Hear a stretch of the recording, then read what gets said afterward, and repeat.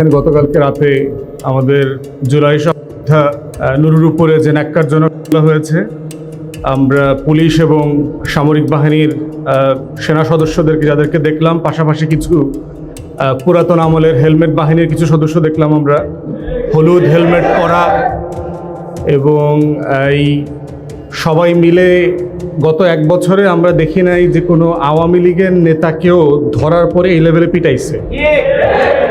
আমরা দেখছি ছাত্র দলের নেতাদেরকে কিভাবে পিটাইছে পুলিশ, সেনাবাহিনী, র্যাব মিলে। আমরা দেখছি যুব দলের নেতাদেরকে কেমনে পিটাইছে। বেগম জিয়াকে এক কাপড়ে কিভাবে এই দেশে ক্যান্টনমেন্ট থেকে, বাসা থেকে বের করে দিয়েছে। তারেক রহমানকে ডিজিএফআই, এসবি, এনএসআই, যৌথ বাহিনী মিলায় পিটায় মেরুদণ্ডের হাড় ভেঙে দিছে, সেগুলো দেখছি। কিন্তু গণ অভ্যুত্থানের পরে যৌথ বাহিনীর এত দুঃসাহস আসে কোত্থেকে? এইটা এখন আমাদেরকে সবাইকে সিরিয়াসলি এই বিষয়ে আমাদেরকে প্রশ্ন করতে জানতে হবে যে এই বাহিনী যারা গত 16 বছর দিল্লির আধিপত্যবাদ কায়েম করেছে, যাদের কারণে বাংলাদেশে 111-এর মতো একটা ইলেকশন ইঞ্জিনিয়ারিং হয়েছে, যারা বাংলাদেশকে গত 16 বছর ধরে পরতে পরতে দিনে রাতে দিল্লির কাছে বেচে দিয়েছে, তাদের এত বছরে তো এই মুরদ ছিল না দিল্লির আধিপত্যবাদের বিরুদ্ধে আওয়ামী নেতা কর্মীদেরকে পিটাইতে। তো সাডেনলি এত দুঃসাহস, এত সাহসী ওনারা কেমনে হয়ে উঠলো? সমস্যাটা কোথায়? এবং আবার দেখবেন প্রতিবাদ করলে আপনারা বলবে আর মব জাস্টিস করতেছে। এই যে দেখেন যে কিভাবে বয়ানের রাজনীতি তৈরি করে। আমি এই অবদানের আলোচনাতে আসলে ঢুকবো না, আমি পার্সোনালি এগুলো পছন্দ করি না। আমি জুলাই আগস্টে আমার গত বছরের কোনো ছবি আমি দেইনি, কোনো ভিডিও দেইনি, কারণ আমি এই অতীতমুখিতাকে খুবই অপছন্দ করি। এটা জাতির জন্য ক্ষতিকর। নিজেদের অতীত নিয়ে, নিজেদের গৌরব নিয়ে, নিজেদের অবদান নিয়ে পড়ে থাকলে যেটা হবে, দিন শেষে এই ভবিষ্যতের আলোচনাটা আমরা করতে পারবো না। তা আপনারা যারা জুলাইয়ের তরুণ সহযোদ্ধারা এখানে আছেন, আপনাদের জন্য কয়েকটা মানে খাবারের আইটেম আর কি, পলিটিক্যাল খাবারের আইটেম বলে আমি শেষ করবো আর কি। প্রথম হচ্ছে বয়ানের রাজনীতি বোঝা, যে কিভাবে বয়ান তৈরি করা হয়। আপনারা অনেকেই খুবই তরুণ ছিলেন, আমরা যারা বিএনপি জামাতের ওই 5টা বছর দেখেছি কিভাবে পরিকল্পিতভাবে বাংলাদেশে কি নাটক তৈরি করা হয়েছে। বাংলাদেশে জিয়াউর রহমানকে কিভাবে পাকিস্তানের চর বানানো হয়। মানে আপনি চিন্তা করে দেখেন, যেই কালো কোট পরা পেঙ্গুয়েনদের নেতা শেখ মুজিব পালায় চলে যায়, ও হইল জাতির জনক। আর যে জীবনের ঝুঁকি নিয়ে নিজের কমান্ডারকে মাইরা বলতেছে যে আমি প্রতিবাদ করলাম, যুদ্ধ শুরু হলো, সে হলো পাকিস্তানের চর। মানে খেয়াল করে দেখেন যে পলিটিক্স অফ ন্যারেটিভ, যে বয়ানের রাজনীতিটা কিভাবে তৈরি হয়। যেই খালেদা জিয়া দেশ ছেড়ে পালায় নাই কোনোদিন, 111-এর সময় দেশ ছেড়ে পালায় নাই, বাংলাদেশে রয়ে গেছে, রিপিটেড আপনার অফার থাকার পরেও সেই খালেদা জিয়া সম্পর্কে হেন কোনো বাজে কথা নাই যা হাসিনা আওয়ামী এই চক্রের মুখ থেকে বের হয় নাই। কিন্তু উল্টা দেখেন, যে পালায় না অথচ ওর গোষ্ঠী শুদ্ধ সবার পালানোর ইতিহাস আছে, ও বারবার পালায় কিন্তু ও হইলো আবার স্বাধীনতার পক্ষের চেতনার লোক আর কি। তাহলে যে পালায় নাই সে হইল আমাদের শত্রু, দেশের শত্রু। আর যে পালায় 111-এর সময় পালায়, সিস্টেম করে পালায়, আইসা আবার হইল এয়ারপোর্টে 111-এর কুশীলবদের সাথে চক্রান্ত করে দেশ বেচা দেয়, ও হইল স্বাধীনতার পক্ষের শক্তি। খেয়াল করে দেখছেন? এই চেতনার পলিটিক্সটা বুঝতে হবে তরুণ সহযোদ্ধাদেরকে। যদি আপনারা ফিউচারে বাংলাদেশপন্থী রাজনীতি করতে চান, যে ব্যানারে করেন, দিন শেষে আমাদের রাজনীতিটা হচ্ছে বাংলাদেশপন্থী রাজনীতি। সেটা বিএনপির ব্যানারে করেন, জামাত শিবিরের ব্যানারে করেন, এবি পার্টির ব্যানারে করেন, এনসিপির ব্যানারে করেন, কোনো সমস্যা নাই। কিন্তু পলিটিক্সের মূল জায়গা হচ্ছে এইটা বোঝা যে আমি বাংলাদেশপন্থী রাজনীতি করি, দিল্লি আমার শত্রু। এটার মধ্য দিয়ে হচ্ছে আগামী দিনের রাজনীতিকে বিনির্মাণ করতে হবে। অতএব আমাদের এখন প্রথম চ্যালেঞ্জ হচ্ছে বয়ানের রাজনীতি বোঝা। দ্বিতীয়, দেখেন বয়ানের পলিটিক্সটা কিভাবে ওয়ার্ক করতেছে। আওয়ামী লীগ পুনর্বাসনের রাজনীতি, আমাদের ডিপ স্টেটগুলো রাজনৈতিক দলগুলোকে ডেকে ডেকে নিয়ে বলছে যে একটা ইনক্লুসিভ নির্বাচন করতে হবে। সেপ্টেম্বর, অক্টোবর, নভেম্বর, ডিসেম্বরে দেখেন এটা হলো প্রথম পর্ব নাটকের ইনক্লুসিভ ইলেকশন। ইনক্লুসিভ ইলেকশনটা কি জিনিস? যে আওয়ামী লীগ যেন নির্বাচন থেকে বাদ না পড়ে। তাহলে তাদের কাছে গত বছরে যা ঘটে গেছে এটা শুধু একটা ক্ষমতার পরিবর্তন হয়েছে, এখানে গণ অভ্যুত্থান হয়নি। এইটা একসময় বিএনপি ছিল, এরকম বিএনপির আন্দোলন করে পতন করানো হয়েছে। এখন আওয়ামী লীগ আসছে, আওয়ামী লীগকে আন্দোলন করে পতন করানো হয়েছে। একসময় এরশাদ ছিল, এরশাদকেও আন্দোলন করে পতন করানো হয়েছে। বাস্তবতা ঠিক আসলে তাই। এরশাদ বিরোধী আন্দোলন, বিএনপি জামাত বিরোধী আন্দোলন আর গত বছরের গণ অভ্যুত্থান কি এক জিনিস?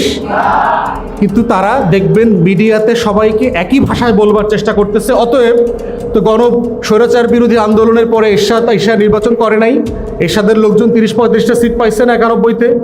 তারপরে হচ্ছে বিএনপি জামাতের বিরুদ্ধে আন্দোলন করার পরে 96-তে কি বিএনপি নির্বাচন করে হারছে, তো সংসদে ছিল তো।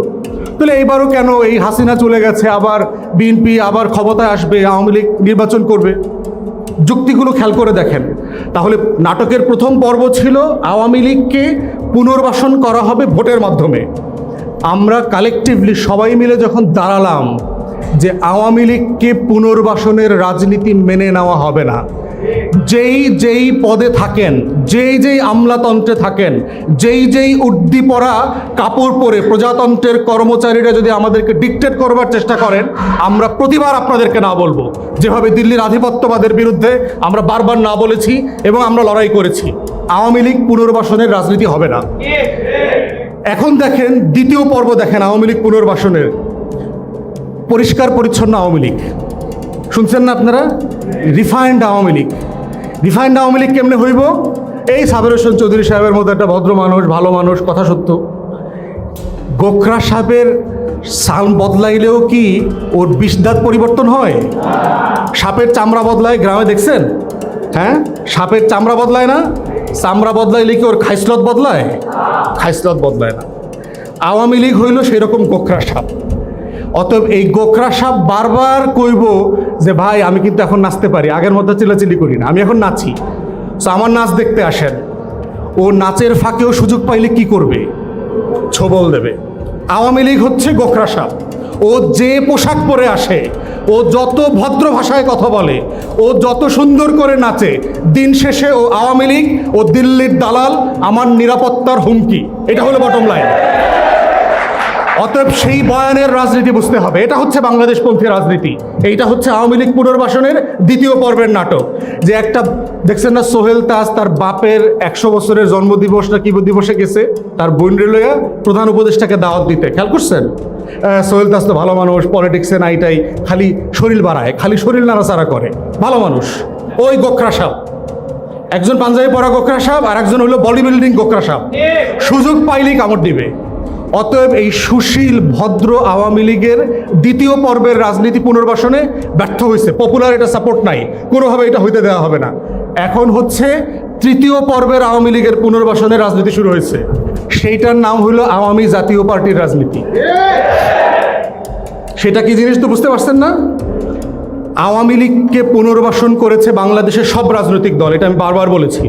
আওয়ামী লীগকে প্রথম পুনর্বাসন করেছে শহীদ প্রেসিডেন্ট জিয়াউর রহমানের উদারতা দিয়ে, এবং বিশ্বাস করে হাসিনাকে দেশে আসতে দিছে। আসার 2 সপ্তাহের ভিতরে তাকে শাহাদাত বরণ করতে হয়েছে। আওয়ামী লীগ হলো সেই গোখরা সাপের নাম, ওরে বিশ্বাস করা যাবে না। আওয়ামী লীগকে প্রথম সংসদে কে নিচ্ছে? 86 সালের নির্বাচনের মধ্য দিয়ে জাতীয় পার্টি নিচ্ছে। তৃতীয়বার আওয়ামী লীগকে পুনর্বাসন করছে জামাত, বিএনপি বিরোধী আন্দোলন করে 90-এর দশকে তাকে ক্ষমতায় নেওয়ার ব্যবস্থা করছে 21 বছর পরে। চতুর্থবার আওয়ামী লীগকে পুনর্বাসন করছে 111-এর সরকার, দিল্লি, প্রণব মুখার্জি, বাংলাদেশের বুদ্ধিজীবী, বুদ্ধিবেশ্যারা যারা আছে, এই দেশকে যারা কলম দিয়ে লিখে ভুয়ো অর্থনীতির থিওরি দিয়ে দেশ বেচার রাজনীতি করে, তারা মিলে করেছে। আওয়ামী লীগকে যারা যারা বিশ্বাস করে পুনর্বাসনের রাজনীতি করেছে, তারা সবাই এই দেশে অভিশপ্তের শিকার হয়েছে, সবাই হয়েছে, সবাইকে মূল্য দিতে হয়েছে বাংলাদেশে। অতএব যারাই কোনো না কোনো নাটকের মধ্য দিয়ে আগামী দিনে আওয়ামী লীগ পুনর্বাসনের চেষ্টা করবে, তাদের জন্য অভিশাপ, ওই ছোবল রেডি আছে, কিন্তু কোনো না কোনো ফর্মে অভিশাপের শিকার হইতেই হবে। কারণ এই মাটি মির্জাফরের রক্ত নিতে পারবে না। আওয়ামী লীগের জন্ম কোন দিনে জানেন? কেউ জানেন?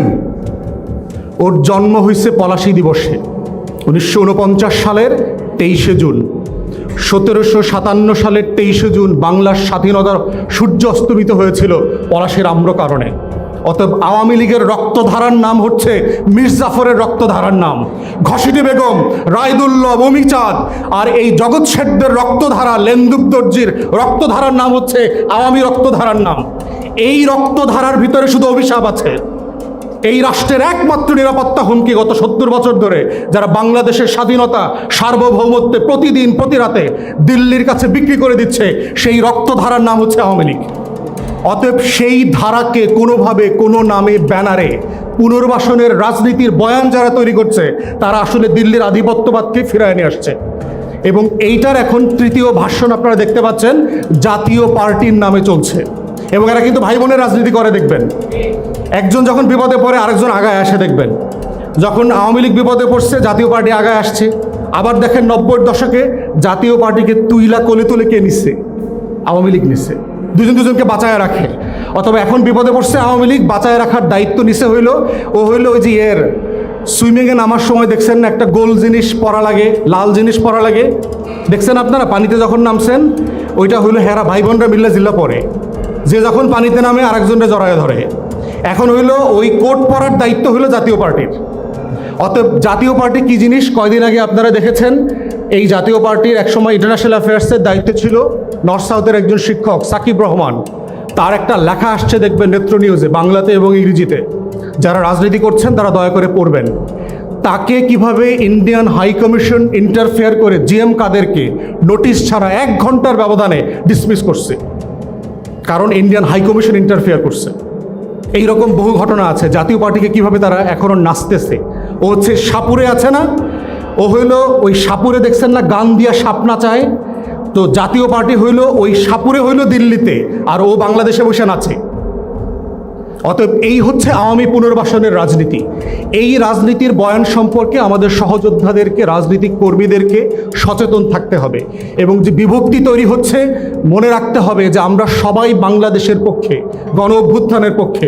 প্রতিযোগিতা থাকবে, প্রতিদ্বন্দ্বিতা থাকবে, কিন্তু সেটা যেন কেউ কারো বিরুদ্ধে শত্রুতায় রূপান্তরিত না হয়।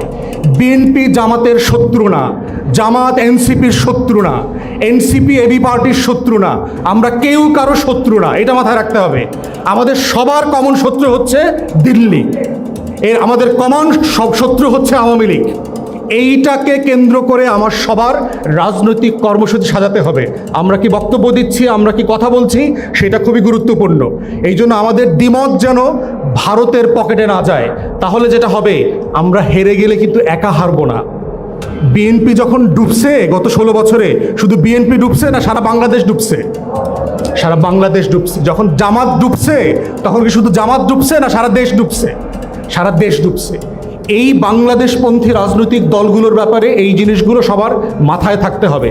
দ্বিমত করবেন, আমরাও দ্বিমত করেছি, বিএনপির সাথে অনেক বিষয়ে আমাদের দ্বিমত আছে।